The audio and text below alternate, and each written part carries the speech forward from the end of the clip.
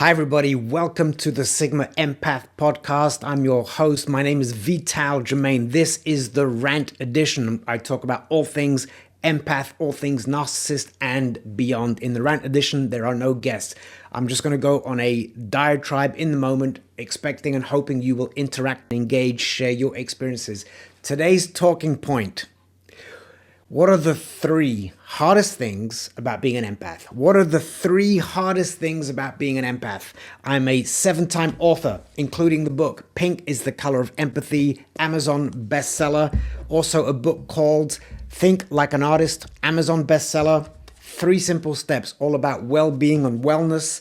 And a book that I wrote 10 years ago, before I was aware about narcissism and what an empath was. It's called Flying Without a Net. This is all about childhood abuse, overcoming a narcissist parent as an empath child. What a journey. But let's dive in. The 3 hardest things about being an empath.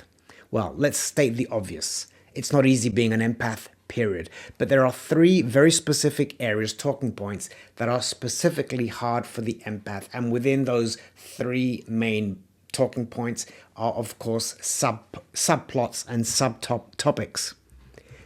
Be kind, everybody. Cheers. Be kind, but not nice. Check out another one of my podcast rants editions about the difference between kind and being nice. Significant difference. But let's dive in. The 3 hardest things about being an empath. The first one is, and not necessarily in order of importance, but I do think that I'm saving the best one for last. The first one is awareness. The awareness and the knowing that, oh, this is how I can be described. There is a label, there is a name, there is a group of people like me. I'm not a freak. I'm not all out on my own. There are a group of people called empaths who have all the traits that I've broken down in other videos. There are about 12, between 10 and 15 very stereotypical traits that the empath will have. Now, up until I came across information and understanding of what the empath was, my entire life, I just felt like I was weird, I was different. I couldn't understand why I didn't belong. And I kind of felt like, and I'm going to use an analogy of, we hear stories where a goat gets adopted by a dog, a litter of dogs, and the goat still runs and looks and jumps and feels like a goat, but it's surrounded by a bunch of dogs, and it blends in and it plays with the dogs, but it looks different. It looks like a goat, a little baby goat jumping around. Get the visual. And even though it's been breastfed by the mother from a nursing mum, dog mum, it's still a goat blending in with the dogs, and it always feels and looks different. And it doesn't know why, but somewhere in, and let's assume that this goat has a subconscious like humans do, its entire life, the goat is always sort of in search of like, well, I love my family, I love these people, I love these dogs, but I don't quite feel like I belong. And as a result of that, despite them being maybe kind to me, or maybe not, maybe that goat becomes what's called the black sheep. Let me know if you relate. Were you the black sheep in your family because you were different? Because you broke the stereotype of the lineage of trauma, because you challenged your narcissist parents, because you, as a result of challenging your narcissist parents, you were alienated, you were bullied, you were minimized, almost like deleted. Let me know if you were the black sheep. But you didn't understand why you were the black sheep. You were just the victim. You didn't understand. You processed life differently, but you didn't yet know that you processed life differently. You didn't yet know you were an empath. And so let's go back to the goat, and that the goat has a subconscious. Its entire life, it's subconsciously not feeling as if it belongs, without knowing why. And it has no resources to understand, who am I? What am I? Because I'm not exactly like them. Let me know in the comments, did you have that feeling growing up that you were just different, but you didn't yet know why? Of course, today we have social media, we have the internet. We now have learned about terms like the narcissist.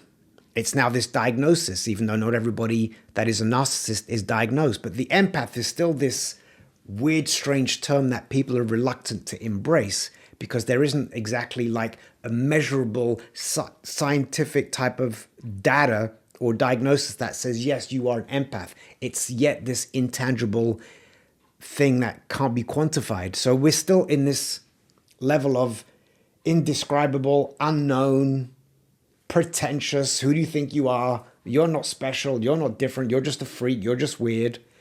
You're just hypervigilant. It's just a big trauma response. That's all it is.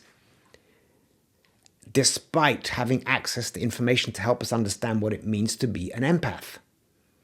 But growing up as a child, and again, let me know, did you know this? Subconsciously, as a child, you just felt you were different, but you couldn't put your finger on as to the why. You just knew you were different. And that's what happened when I wrote this book. I started writing it about 15 years ago. It took me about 5 years to write. And now that I read it and look back on it, I realize I was writing the journey, the path of an empath child. And I talk about my father, a complete, total narcissist. But in the book, I don't believe that I used the term narcissist. I don't believe that I used the term empath because at the time, I didn't know, we didn't know. But ultimately, that's what this book is about. And it's all about overcoming the narcissist parent, the trauma, the stigma, and what an empath child might go through. So that's number one, this awareness and understanding that, okay, I am different. I'm that little billy goat. I don't know if it's a billy goat, but you get the visual. I'm that goat. And I don't fit in and I don't belong. And then so now you come across information and now you learn, oh, there are other people out there like me.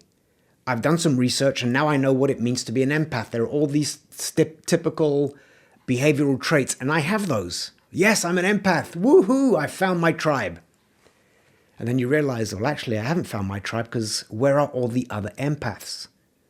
Here's the thing about being an empath. We're all relatively, if not all, introverted, which means you're not going to find an empath in the workplace. When they're not going to advertise that they're an empath. You're not going to find them at networking events. There are no empath or introvert conventions because why? Nobody would be there. And so now that you've accepted and understand that you're an empath, you're still lost. You're still alone and isolated. So now there's this level of acceptance. It's almost like having to suddenly accept, oh, I was adopted. Ouch. So my parents abandoned me. Oh, I am a freak. I am different. I am weird. I am too sensitive. And now you have to struggle with acceptance. So that's number two. Number one is the awareness. Now number two, the number two struggle for the empath is accepting that you are different, that you are unique, that you are weird. I've said this statistic many times. Approximately, allegedly, only 5% of the world's population are considered empaths. 5%. So that means you still have to embrace, I still am weird. I'm this freak of nature. And how do I find my tribe? I have to fight against a world in which I don't belong. I'd rather go back home to my planet, whatever planet I am from, because it's not planet Earth. By the way, let me know, do you get that sense that Earth is not your home? Let me know in the comments. Do you feel like you are from some different level of existence? We can get spiritual into the fifth dimension, the 5D. We can go down that path, but just let me know, basically, do you feel like you weren't of this planet? This energy that is on this planet, it's not us. But somehow you have to accept this reality that that's who and what you are.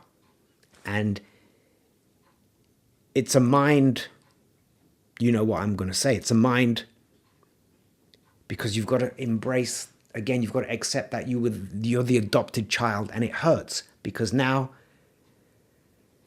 you've got to start going inward and accepting, learning that these tools, that these gifts, because up until now, it is a huge, massive burden to carry.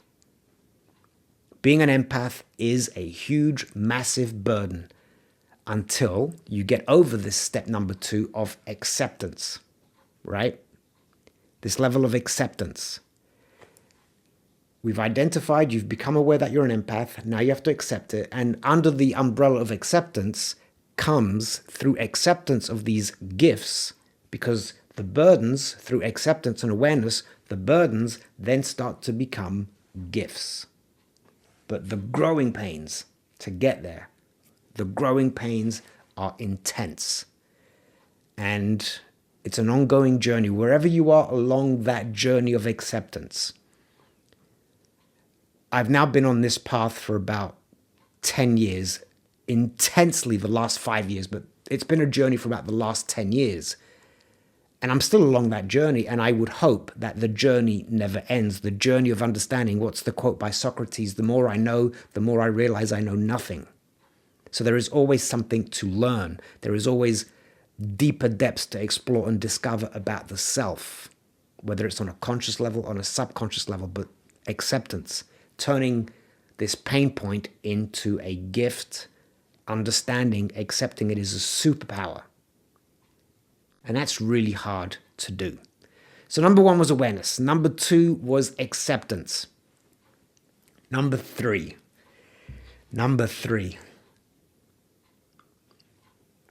And again, let me know if number 3 resonates with you. I think most people will agree, as a narcissist, who do you attract? What do you attract? Not only do you attract the narcissist, because of your light, because of your gift, you attract trauma. You attract damaged people who need your light, who need your energy, who are going to suck your soul dry of your goodness, of your compassion, of your forgiveness, of your gentle, nurturing spirit. You are going to attract those people. And for the empath, that's really hard. It can become exhausting. It can be toxic until, of course, you learn to set the boundaries. But going even deeper about attracting this type of person, now we have to discover, explore how to adapt not only to these toxic people who I'm currently looking at as individuals, but now let's go on a bigger scale. Going back to the planet concept, that this is not our planet. This is a planet of greed, narcissism, and selfishness. And the narcissist identity, the narcissist intensity is growing. And I don't just mean in the sense of the diagnosed narcissist with grandiose behaviors and all these other toxic traits. Just in general, the world has become incredibly selfish. Look at social media, and I leverage social media, but everything about social media is me, me, me, me, me. Let me get mine. Look at me, look at me, look at me. The iPhone, my followers, like me, follow me. We have become such a me, I generation. Forget, we used to have baby boomers, Generation X, millennials, Gen Z, Gen Y. No, let's make it Gen I. Generation I, me, me, me, generation me. That's what we've become. And for the empath, wow, adapting to this energy, adapting to this mindset, this collective mindset is really, really hard. I don't know which of the 3 is the hardest. Let me know your thoughts. Which of the 3 have you found the hardest? And also, what have I missed? What other common recurring pain points that don't fall under subcategories of awareness, acceptance, and adaptability, adapting? And I think it's the great Charles Darwin who said it's not the survival of the fittest, it's the survival of those who are best adaptable. Adaptability is the key to survival. So for the empath, we have no choice but to adapt in some capacity to this world that on a vibrational frequency is the polar opposite of what we are, of who we are. So that's been my personal journey, my experience through my research, my reading, my writing, my blogging, my sharing of information feedback that I get from other empaths, observation of narcissists and just the world in general, the direction that we're going. Let me know again. Have you experienced any of these? What was your hardest pain point? Do you agree? Do you disagree? What have I missed? Everybody, thank you for listening to my Sigma Empath podcast, the rant edition, no guest. I just go off on a tangent. I share my awareness, my passion in the moment. And if you want to do a deeper dive into empowerment, empath empowerment, narcissist recovery, finding your authentic voice, reach out, let's connect. I coach, that's what I specialize in. I've written 7 books, but the 3 that I highlight, pink is the color of empathy, a 360 guide to being an empath and all the things that that involves. This is a coffee table book read. You'll read it in 20 minutes. 3 simple steps, and subtitle, Healthy, Wealthy, and Happy Living. This is all about finding balance in your world. There are 3 basic steps to help you find balance in this insane world. And then, of course, The Flying Without a Net, that I had no idea I was writing a book about the empath child surviving narcissist trauma. Everybody, I hope that this podcast brings you value. Thank you for being a part of the community. And again, my last call to action. The most powerful part of this community is the relatability, the support we get from each other. I'm honored that you like my content. I'm honored that you follow me. I'm honored that you subscribe. But the true gift you give me is supporting each other, letting each other know I feel your pain, because going back to the awareness thing, one of the hardest things of the empath is feeling alone and isolated. Just knowing that there are other people who relate to you is a beautiful exhale. Everybody, peace out. Thank you. And thanks to my friend Confucius, who indirectly is my sidekick, it's my emotional support stuffed toy. Thank you, everybody. Don't forget, be kind, don't be nice, with plenty of boundaries.